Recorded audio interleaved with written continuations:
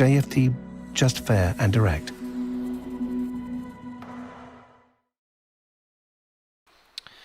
Okay, hello and good morning everyone. Welcome to JFD Traders Espresso with me, Darius Anucauskas. Today's the 5th of November 2021. So yep, welcome everyone. Welcome to this Friday's morning session where we're going to have a very quick look at the markets, a few of the charts, some of the charts that, well actually most of the charts that we looked at yesterday just to see how everything's getting along. But yeah, before we do that, let's quickly have a read through our risk disclaimer. So, the content we produce does not constitute investment advice or investment recommendation, should not be considered as such, and does not in any way constitute an invitation to acquire any financial instrument or product.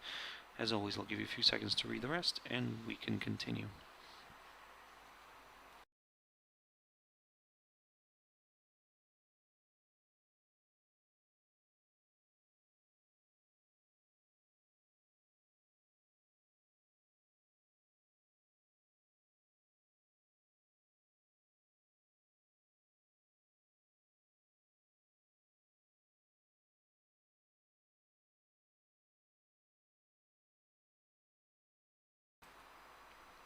Okay, so now then, also just before we jump into the charts, as always, quick mentioning of our JFD YouTube channels, which you can always subscribe to in order not to miss any of our upcoming videos, and of course our JFD Bank website and specifically our JFD Research page. So if you click here on the top and yep, click on JFD Research, it'll take you to this page, which is updated on a daily basis. So yep, check it out here on jfdbank.com and click on the research tab right there on the top.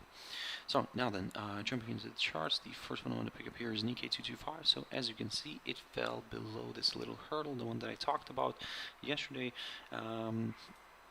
This 29,666 territory, it dropped below it, moved lower, and look at where it got a hold up. So I mentioned this level before, this 29,489, so it got a little hold up here. So of course, let's see how this is going to play out going on forward. But again, of course, the market is, the index is already closed for the week. But it will be quite interesting to see how the European and the US equities perform today, how their indices will perform, and yeah, then we'll see what we can expect from Nikkei as well going into Monday. But for now, let's put it this way: from the technical side, I mean, looking at this chart, if we suddenly we see a drop below this 29,489 territory, then well, we could maybe consider a bit of a move further south towards the 21-day EMA, towards this upside line taken from the low, the 6th of October, and then yes, we will take it from there, guys. So yeah, let's see how all this is going to play out. Now, in terms of the upside, well, as I mentioned before, yes, what I was looking at initially, if we, let's say, remain somewhere above this 29,666 territory, then we might see a little rebound, but at this point now, I would rather stick to the highest point of this week, near the 29,880. If we pop above that, then of course the next target is the psychological 30,000 mark, or we could even continue pushing further north towards that 30,414 level, and then yeah, we would take it from there, guys. So that's kind of the game plan here. So let's see how this is going to play out. Shanghai Composite so drifted lower, and yep, it fell below that 200-day EMA again. So now this is a question here: will we stay below that area today? Because we still have around 50-something minutes left of trading here on the Shanghai Composite. So if we stay below it, then yes, stay below the 200-day EMA, then yes, we could see this one drifting further south, especially if it also breaks below the current lowest point of this week, near the 3,477 territory right here. So keep that in mind. For the upside, this is exactly what I was saying yesterday, that although we had this little pop here back above this 3,515 territory, I would still prefer to see a push above the 3,553 level right here in order to go for the upside. Now the German index DAX. So looking at this picture, you can see that we have, yes, we first of all we created that new all-time high. So I was talking about this. Yesterday, if you remember, and I was already saying that in the morning that we were already above that previous all-time high near the. Let me just zoom out here, near that 16,030 territory. So we've managed to overshoot that. Bear with me one moment. There we go. My empty MetaTrader platform just signed in. Okay. Now, in terms of this one, in terms of German index, at the moment you can see that first of all we closed kind of just fractionally below the previous low. I mean, yes, it kind of raises concerns here, but for me the more interesting thing here is that will we get something like an island reversal and pattern, especially with the doji being on top here, which is seen as a reversal signal. So again, that's where it's going to be, could be quite interesting to see, because at the moment the cash index is declining. It's currently sitting still above that psychological 16,000 mark, but below that previous all-time high near the 16,030.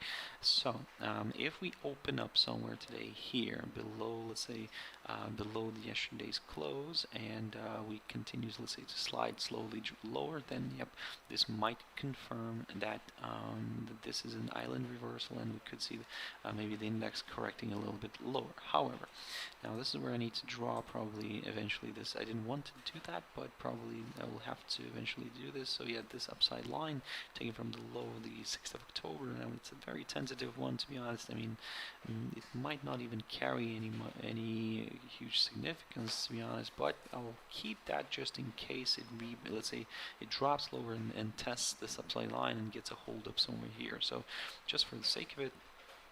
And yeah, we need to always kind of evaluate all the possible scenarios. Now, in this situation here, I would say if by any chance the index climbs back above that 16,030 territory and then starts pushing, let me just grab one of these lines probably just to be yeah, this one, there we go. And if it pops above the the current all-time high near the 16,065 level, let's round up there, then yes, this will confirm a forthcoming higher high and potentially could attract more buyers into the game. So keep that in mind, guys. For now, like I said, it's quite interesting. Can we see a further move north? That's, like I said, that will depend if we manage to overcome the current all-time high, but at the moment I'm also not excluding, let's put it this way, a possible maybe island reversal here. So let's see how that's going to play out. Yeah, Ebu, I can see in the chat room here, good morning, and of course good morning to everybody else who's joining in. So I hope you're having a wonderful start of Friday. Now jumping into NASDAQ 100. So this one rallied nicely to the upside, and well, actually just rallied basically. So it nicely rallied and created a new all-time high, and well, now let's see what's going to happen, because again the level that got reached is here. So this is 16,388 level. Let's round it up here a little bit. So we managed to reach that area. The cash index right now is actually correcting a little bit lower. So yeah, let's see how this is going to play out, because at the moment it's kind of struggling, let's say, to keep with this area, with this 16,388. However, it's only the cash index right now, so it's early morning. So let's see how the European session is going to go through. Maybe if that gets a boost, and if that gets if that rises, then maybe it could drag the cash equities of the US ones, of the US indices. So for now, be very careful, guys, with this one. Yes, it's like I said, it is, as I said yesterday as well, it is very tempting to go short in this one, but certain confirmation needs to be present and needs to happen. So yeah, for now, I'll take a bit of a careful approach in this one. If by any chance, let's say we start falling somewhere below yesterday's low, now this could be the first indication that there could be a possible correction lower, but again, let's go slowly on this one, and probably for now, for today, I'm going to keep an eye on these two barriers, the 16,169 on the downside and the 16,388 on the upside. DXY, beautiful pop here, and well, we've confirmed that flag that I kept talking about. So the flag got confirmed. We popped above that 94.31 level, or actually this is the 94.17 level, and yeah, we also managed to overcome that 94.31 zone as well. And yeah, that was the previous highest point of November. So yesterday we created a new high for November. Pushed north today. We're seeing a bit of a retracement. However, this previous highest point of November is providing some sort of support right now. So my next target, if it stays above that area, my next target is the 94.56 territory right here, which marks the highest point of October.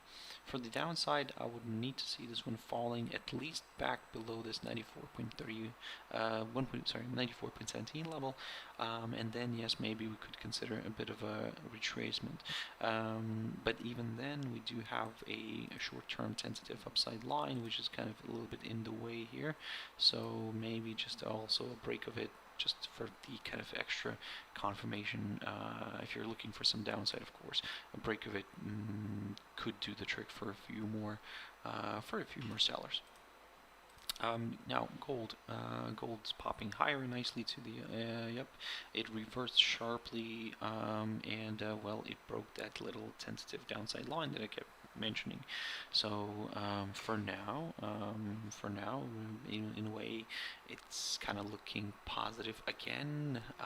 It's to be honest, lately this commodity has been a little bit on the annoying side, but let's go from what we have, and yeah, let's say if it pops back above this 1800 level, now this may increase the chances for a further move north, because again, at the moment, I would say you need to keep your stop losses, guys. I mean, because this is very choppy.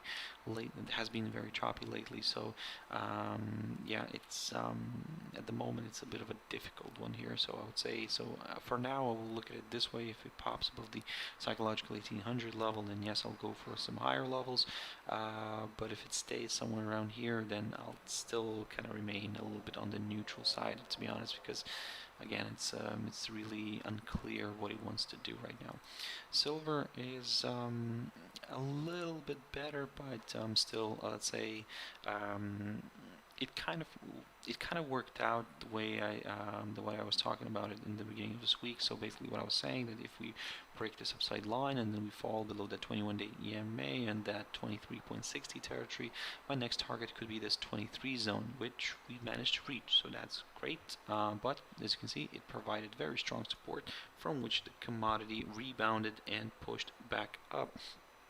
So if you're looking for some upside, well, first of all, we need to get rid of this upside line, no longer needed.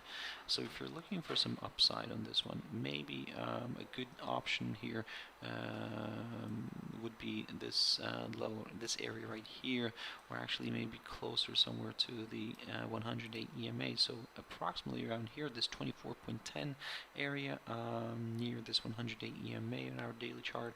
If we pop above this, then this could open the door towards that 200-day EMA or that 24.61 zone, and then yeah, we would take it from there, because this area could be a strong resistance zone. So yeah, let's be very careful. For now, as long as it stays, for example, above that 21-day EMA, then we could consider a further move north here, but only in the near term, and then, like I said, we would have to just take it from there In terms of the downside, now if it falls back below that 21-day EMA, at least this could increase the commodity's chances of drifting back down right here. Maybe we could aim for that 23 territory as well again.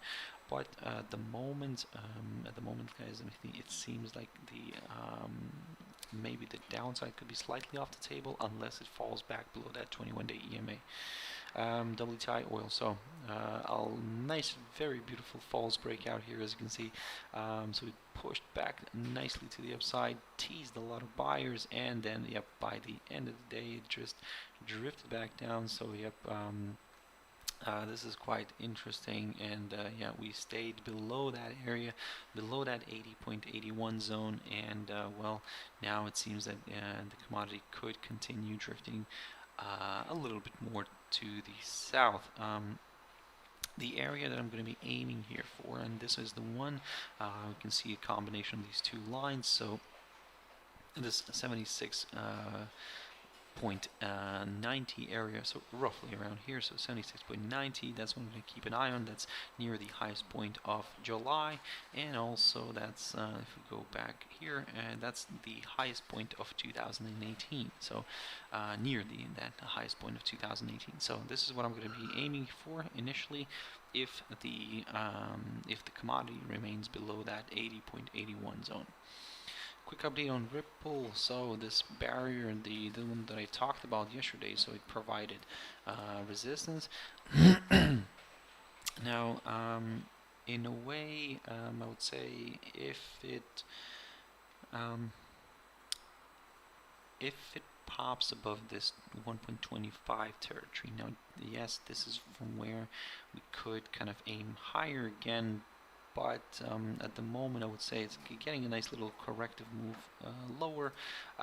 We are trading above this little tentative, short-term tentative upside line. So in a way, you could keep an eye on it, and if it continues to provide support, then yes, maybe we could see a nice rebound here and a push back up. But still, I would prefer to maybe see a pop above that 1.25 territory in order to get a little bit more comfortable with higher levels.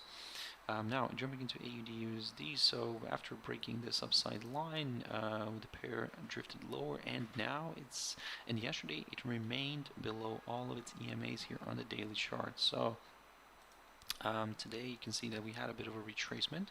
However, that was not enough, and the bears, it seems that the bears could still be in charge here. So my next target here could be roughly around the 0.7322 zone, approximately around here near the high of the 17th of September, near the low of the 13th of October, and then yes, we could take it from there. But for now, I would say this way, that as long as it stays below all of its EMAs, yep, I'm gonna aim for slightly lower levels.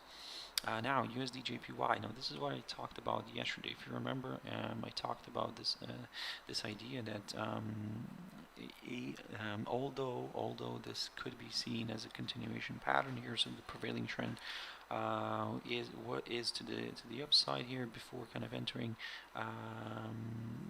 was to the upside before entering this triangle pattern. So according to some according to the TA rules, the higher probability for this one is to break to the upside. However, until we get that break, we cannot really get comfortable with that idea. We can only for now kind of assume.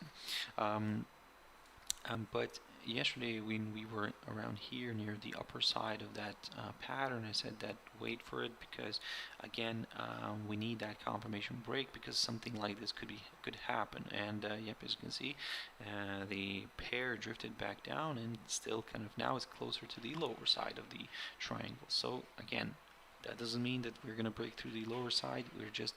This just means that wait for that confirmation break.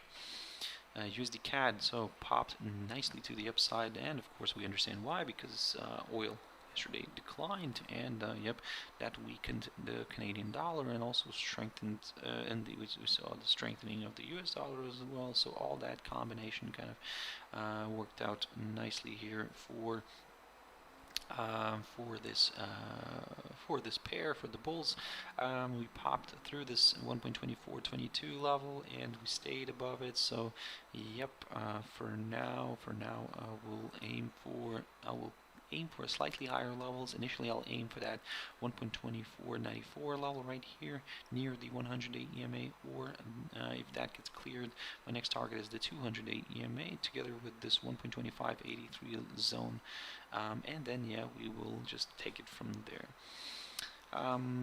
JPY also quick update. So as you can see, this upside line did provide resistance. So I talked about this pair yesterday, and yeah, we got that little hold up here. So we drifted back down, and yeah, we are still kind of, let's say, on the slightly bearish side. However, if you're looking for some downside, then probably the safest option right now could be to wait for a drop below, at least below this current lowest point of November near the 1.8128 zone, and then yes, we could just take it from there. Now, in terms of the upside, well, again, the push through the current highest point of November, that might do the trick for a few more buyers, and that level is roughly around that 1.8425 zone, and then yes, we at the same time we could pop above that 208 EMA. So that's where kind of more buyers could join in. But at the moment, like I said, we're just kind of in between these two levels, so we're just kind of playing it neutral, and just we're gonna in the short run, of course, because in the kind of the medium term, from the medium term perspective, I mean, we're still in a downtrend, so overall this could still drift lower, but yeah, just be very careful. We might see a bit of a maybe a bit of choppiness here, and going a little bit further in the near term, before, let's say, we clear one of these levels. And EURJPY. So yesterday, if you remember, I talked about this falling channel pattern, which seems to be working out so far. So yeah, let's see if that can continue working out. As I said to you yesterday, that in a way, we were here, we were near this this downside line, this upper side of the channel. It seems that maybe we could break that, but well, yeah, as you can see, kind of the market had different plans, and it stuck to this downside line here.